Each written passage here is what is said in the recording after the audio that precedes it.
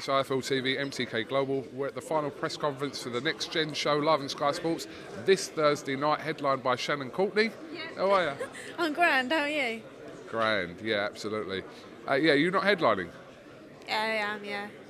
When do you think you'll be headlining your own show? And who will it be against and why? I don't think I could possibly answer. I don't think I'll probably ever headline a show, will I? Katie Taylor can do it, I'm sure you can. Watford Town, outside Yates's, Yeah. Christmas Eve, bring it on. Yeah. No. You could headline outside there, definitely. What's that? Anyone can't they? Is Yates's even around anymore? I don't know, you mentioned the Aces. I don't know. I don't think it's called that anymore. You've got Destiny. No, Destiny's not around. Shows how much I go out nowadays. I don't know. So, if I'm correct, you are currently 4-0 as a professional, aiming to be 5-0 come Thursday night. 5-0 pending, yeah. Be nice to finish the year with a right before Christmas, 5-0, perfect year, first year as a professional. Be nice. Every time I speak to you around this sort of time, a couple of days from the fight, I go to you, who are you fighting? And you go, I don't really know. Just getting banged out anyway. No, I've never ever said that, let's be serious. But I don't ask because I just get on with it. But I'm fighting a Spanish girl. Both had 4 fights, both undefeated. Are you both 4-0? Nah, she's drawn before. But both 4 fights, both undefeated. Someone's though has to go. I absolutely hate that saying. I hate it. But yeah. Well, I quite like that, actually. I know this is one of the old cliche boxing sayings, but someone's O's got to go. Adam Smith loves that one. I'm not a fan of it. Well, Adam Smith, you're not a fan of Adam Smith? Oh, no, I like Adam Smith. I'm not a fan of someone's O has to go. I think it's a bit cringy. Let's actually name our top 3, boxing cliche sayings, right? I'll name one, right? Styles make fights. Iron sharpen irons. Is that not what it is? Yeah, that's what they say when they're sparring. Is it? Can you twist in a bit? Iron sharpens That's what iron. they say, isn't it? All right, someone's O has to go. What was the other one I didn't like? Come on, you think as well.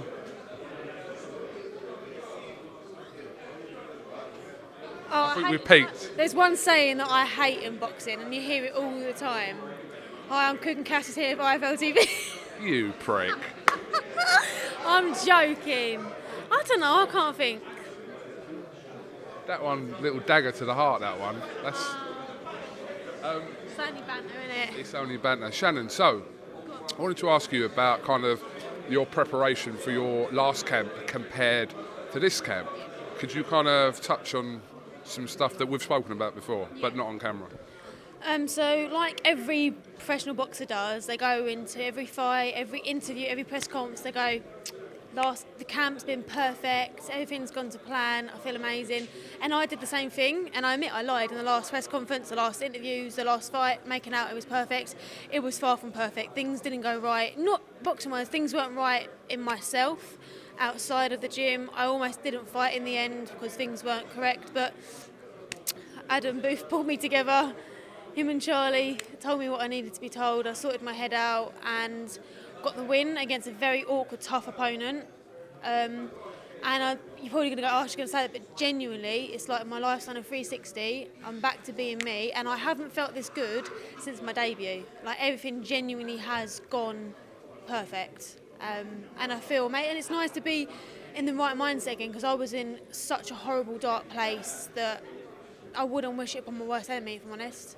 And it was just the most horrendous 6, maybe 8 weeks of my life. But I kept putting on a fake smile, making it everything was okay, and it was the complete opposite to okay. It was just hell. But now I'm in a really good place, mentally, physically, emotionally, and I feel good. I'm really excited for Friday because I know it's going to be my best performance today because I just feel so good going to this fight. Everything's gone perfect. So I don't want to delve into it too much, but are you talking about circumstances kind of outside of boxing that kind of put you in this dark place you talk about? Yeah, it wasn't anything to do with boxing. Actually, that's a lie. I don't think the social media things really helped with it, to be honest. I don't think, the things that come with boxing outside of the ring doesn't help. You're kind of under a microscope a little bit and everyone's got an opinion on you, and that probably didn't help. Now I think I've just grown a thicker skin and I'm like, I do what I love for a living. I'm blessed to wake up every day anyway, but I'm blessed to wake up every day and do what I love for a living. I get to go to the gym and punch people every day. Like, come on. Come on, G. Come on. But nah, just everything is... It wasn't good and it is good. I've got the right people. I've cut all negative people and all bad vibes out of my life, and it's the best decision I ever made. Yeah, I lost a lot of people in the process, but they weren't obviously the right people to have in my life in the first place. And now, yeah, I'm in a really good place. I've got the right people around me. Keep your circle small, that's what I always say. Yeah, you know what, it's easier said than done with what you just said there, but I think that's a good kind of attitude to adapt in life, that if somebody, just people really, if they're kind of aren't negative in your life or having a negative influence on your life, just get rid of them. I hate stress, I hate drama, I hate gossip, I hate anything like that, and I was allowing... I kind of was starting knocking on a few new people. I was letting negativity get to me like I shouldn't have been. And there was just bad vibes in my life. And now, hit the road, Jack. Out they went. And before people start tweeting and they see it going, she must have had a new fella. It was nothing to do with men. It was just, I just wasn't living the right lifestyle. Didn't have the right people around me at the time. And you get time in between fights, didn't you? And I had the summer off. And I just didn't have the right mindset, I guess. But now I do. Did people tweet you that? Have you got a new fella? Is that what they tweet you? Oh, you don't even want to know what I get. I'm not. No, we're not doing that today. Absolutely not. But you're going to end the year hopefully as 5-0. 5-0. So just kind of a summary of your time as a professional boxer, Shannon. Well, let's not overlook Thursday night, because a fight's a fight. You know, she's good. Obviously, she's not lost before. So I'm not going to sit here and overlook it. You should never overlook your fight. That's one of the biggest mistakes people make. Look at AJ with Ruiz, the first fight.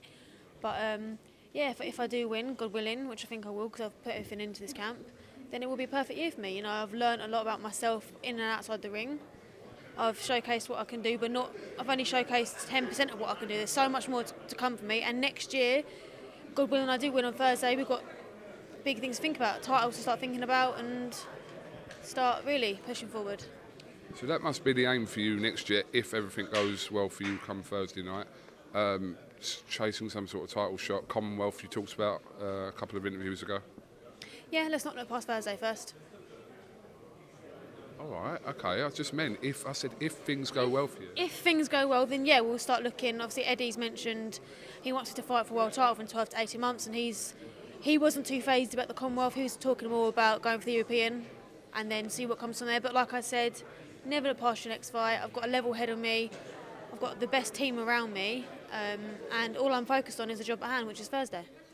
I was out with your team in New York, where obviously Michael Conlan avenged his amateur redemption. Not that you'd know it with all the T-shirts everyone was wearing, but I learned a lot from the weekend, and I learned that Harlem Eubank is one peculiar person. So we had I think they're waiting to start. We had a little chat in the gym yesterday about yours and Harlem's conversation, actually, in New York, about...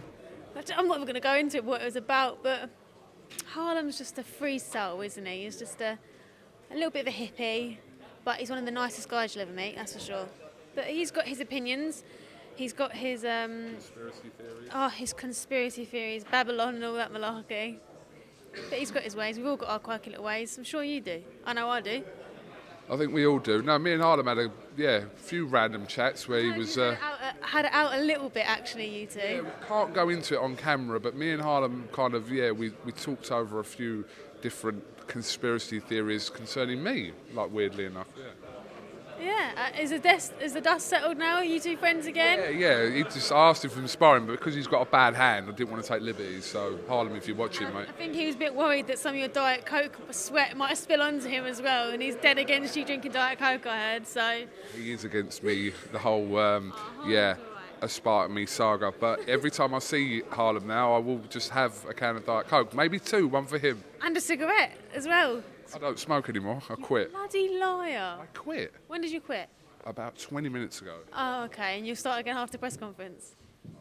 Or during the press conference. I think Frank Smith is waiting for this press conference to start. He said lock up a fag now, he don't mind. Eddie's not here. That's a free-for-all. No, I think you do need to go and take your seat, actually. Go on, I need to go. Shannon, have you got any closing words before you go? Wait, step back a little. Step back, that's it. Big thank you to all my sponsors, Time for Diamonds, Touring Group, Alsford Timber, Dixon Flooring and FMS Recovery, and I hope everyone has a very Merry Christmas. He is special. Absolute dynamite. Oh my goodness. All we do is stare.